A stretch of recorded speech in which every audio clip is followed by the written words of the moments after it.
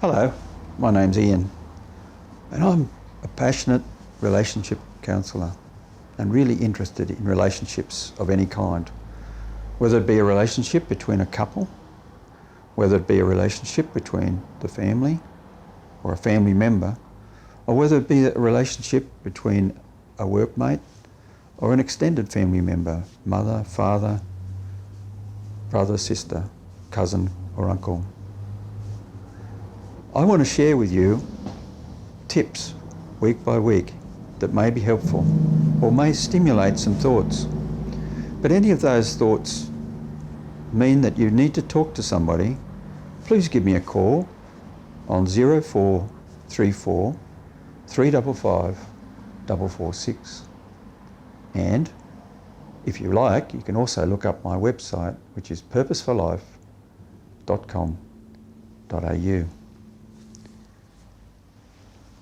When it comes to families, I'm often curious about what do we have in terms of rules?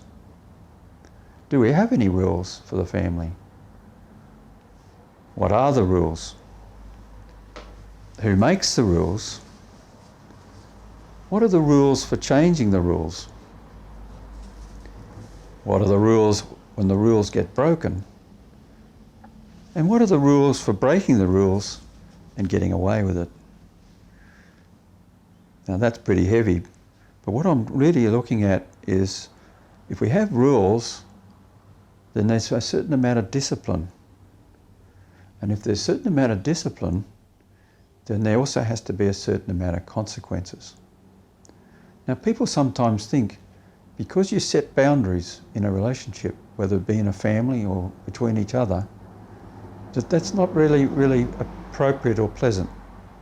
But the reality is, when you set boundaries, it actually gives that person an understanding that they are loved and cared about.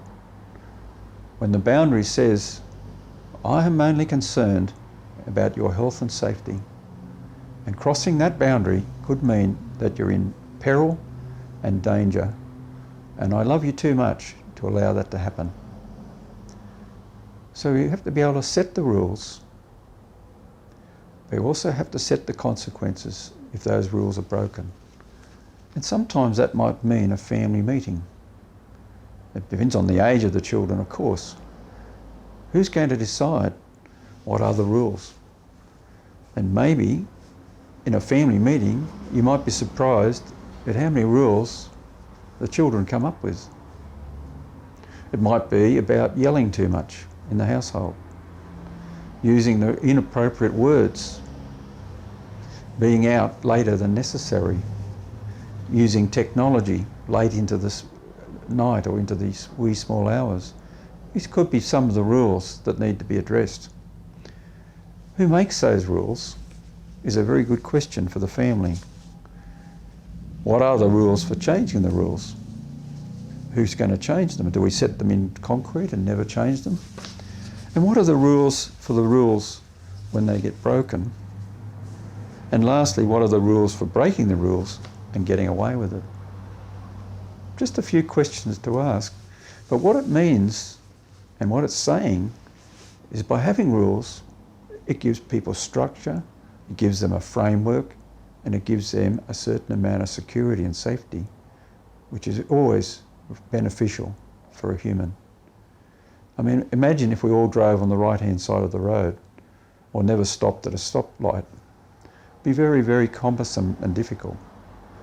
So somewhere along the line, we all have to learn a certain amount of rules in order to get along together. If there's anything that has stimulated some thoughts about this and you'd like to discuss it further, please give me a call on 0434 355 446. Or if you want to go on my website, you can look it up on purposeforlife.com.au.